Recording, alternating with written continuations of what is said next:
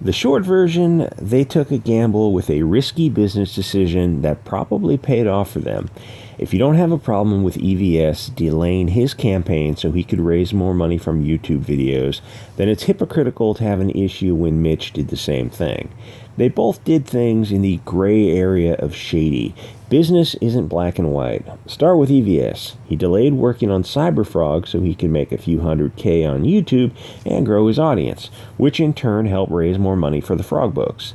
But keep in mind that EVS also helped raise a few $100,000 for other campaigns at Comicsgate.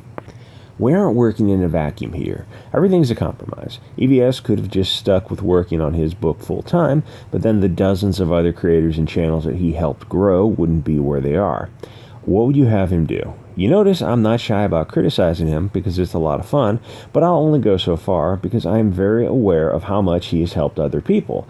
You have to be an ideologue to not recognize that people and issues are nuanced. The comic book hut thinks EVS and some of the other guys are demons from hell. That's the viewpoint from a very young person. It's basically Trump derangement syndrome, but with Comicsgate. I was in a chat with Ren's crowd, and I was talking about how much I enjoyed Iron Sights, Trump's Space Force, Lone Star, and the rest of the Comicsgate comics, and people who didn't read them were telling me how bad they were.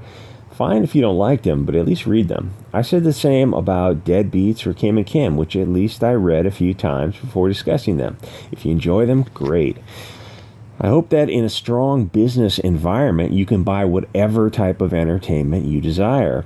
But some of the people I was talking to pretty much just wanted to argue because I was supporting Comicsgate. One of their arguments seemed to center on they would have judged Comicsgate's stories and art differently if they hadn't attacked other creators. I.e., if we had lied about our opinion of Squirrel Girl, they would have lied about Jawbreakers. This is obviously childish. My honest opinion of the dozen Comicsgate comics I've read is that they were good. In contrast, not every single one of them, but most of them, the Marvel, Dark Knight, and Image stuff was visually boring, SJW, anti-blonde, anti-man propaganda. I mean, if I had grant money, I guess I could analyze comics from a certain time period, and I could gather data on skin, hair, eye color of the protagonists and antagonists, but I know what it would show because I read a lot of comics. My point is that I could objectively point to racism and sexism at Marvel and Image, Dark Knight, and say, this right here, these specific things are the issue. But I won't say that everything sucks. Most of the time, the art is pretty good. But great art can't make propaganda palatable. These folks seem to think that criticizing comic books was mean, and that the critics were bad people for laughing at comics that could have come out of communist China, because that's how politicized comics have become, where to criticize a comic means that you are criticizing their side, because there's no ambiguity in their comics. They are alt-left. Absolutely no nuance. Every story is basically Trump derangement syndrome. Every bad guy is a blonde in a red hat. There is no possible way to look at comics and wonder if they were biased left or right. There is no attempt at being fair and impartial. So when you said Batgirl was horrible, you were really insulting their dogma. Socialism, diversity, feminism, open borders, whatever they're into. Gee, Bianca, don't hurt yourself with that reach. But you don't understand how political their comics have slowly become since 9/11, then the process sped up in 2015 with the rise of the Führer Trump. Comics stepped on the gas and reached levels of SJWism previously thought unimaginable. And as a consequence, they had to do much shorter runs. In case you aren't aware, the first issues always sell better than subsequent ones. They have greater value, whether real or imagined. Obviously, the schism between Comicsgate and the SJWs is about much more than comics. Comics has always been not exactly propaganda, but stories don't exist in a vacuum. They are usually metaphors, but modern comics are little more than chick tracts, which I love because I love reading propaganda.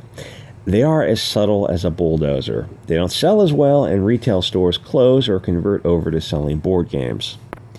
At first, I wondered about saving mainstream comics, then I realized how far the rot has spread.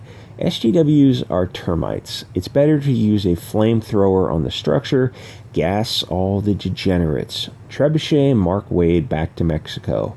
Rebuild comics in a brick house. Somebody said, you guys set Comicsgate up to be the replacement for the mainstream. No, that's a $1 billion industry. Comicsgate isn't even a $5 million industry. We all know that Comicsgate was never going to replace Marvel, but it doesn't have to be a success. Comicsgate is already a wild success. One good example is Sweetcast by Clint the Vampire Stoker. It's a first-time effort by a guy with a small channel. He put the book out for $15, raised $30,000, and probably had razor-thin margins, but then he grew his audience and released the second book for $20 and raised a little bit more money. The WuFlu hurt everyone, but Comicsgate is still working. The pencils are very much hard and erect, eager to draw all over those creamy white virgin pages. Delaying the work on an Indiegogo so you can grow your business is going to piss some people off.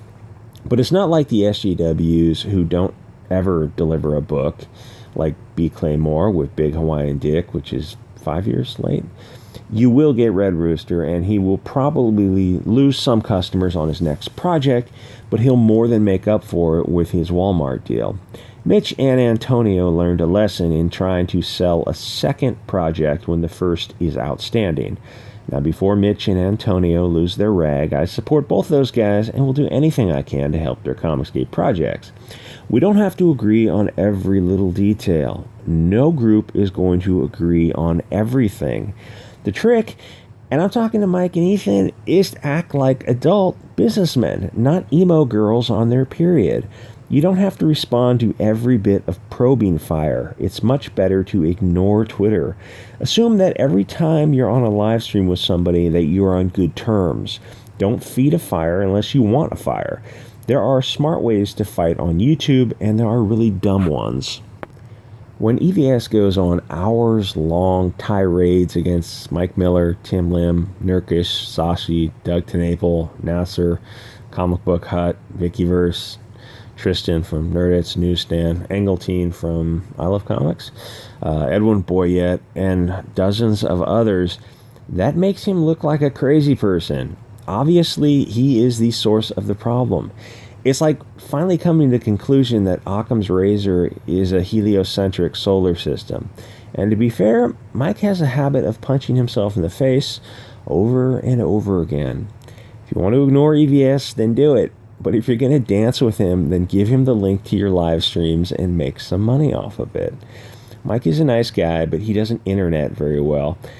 Probably because he's a little bit older, and it's like if you're younger, you grew up with the internet, and even if you're in your 40s and your 50s, you got into the internet very, very young when it was very powerful. When it,